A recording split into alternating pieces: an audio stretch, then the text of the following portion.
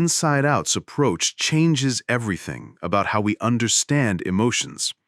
Rather than merely portraying feelings, the film exposes how we perform them.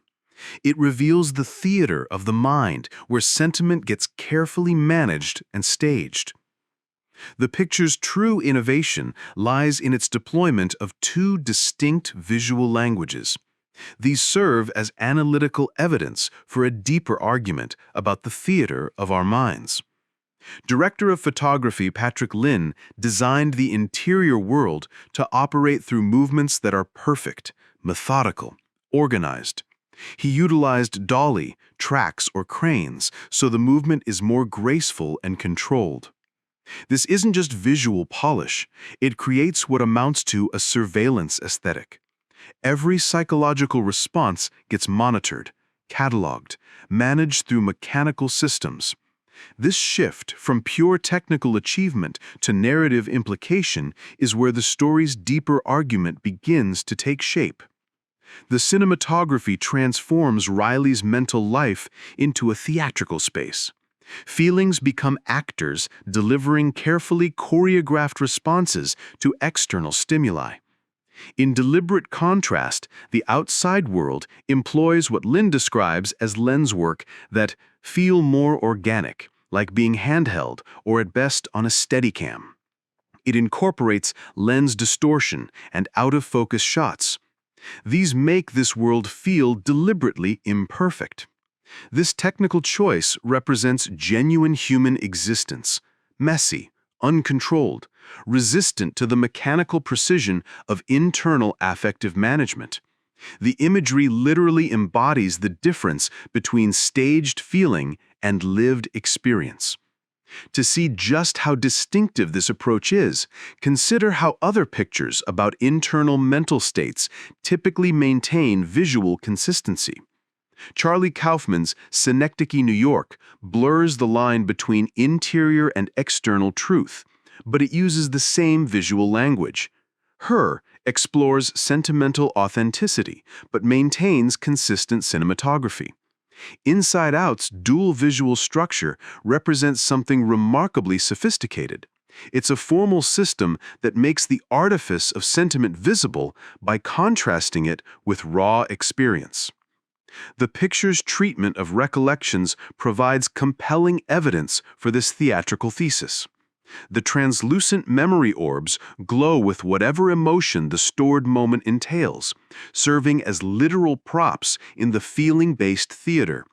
When the picture demonstrates that memories can change when recalled, it reveals how the effective control room actively reconstructs experience to serve current psychological needs, exposing mental records themselves as performative constructions rather than reliable documentation.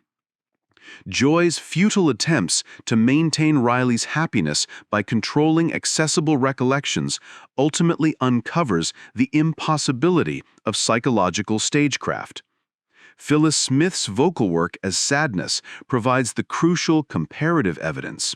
Smith's casting emerged from her ability to embody what she calls my weird, crazy insecurity that made her very, I don't know, that kind of a mood. Her vocal delivery contrasts sharply with Amy Poehler's orchestrated enthusiasm as Joy. This exposes the difference between unfiltered mental expression and psychological theatricality.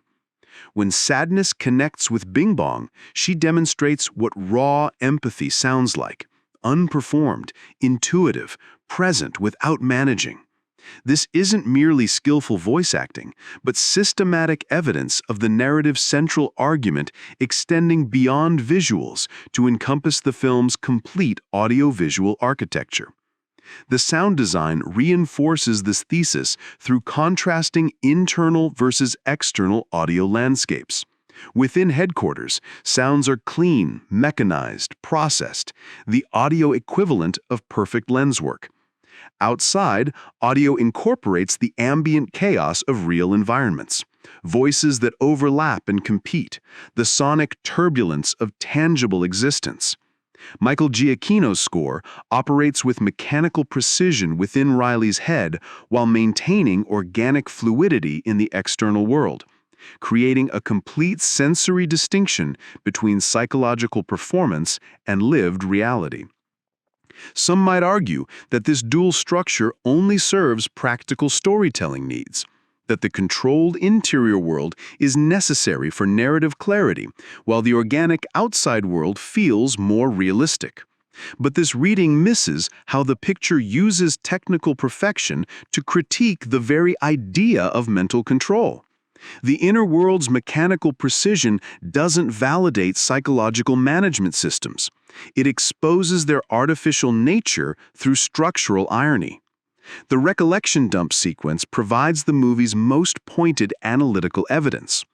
When core memories fall into the abyss, they don't just disappear. They make visible the arbitrary nature of the psychological filing system. The perfectly organized mental storage demonstrates itself as ultimately fragile, unable to contain the complexity of lived truth.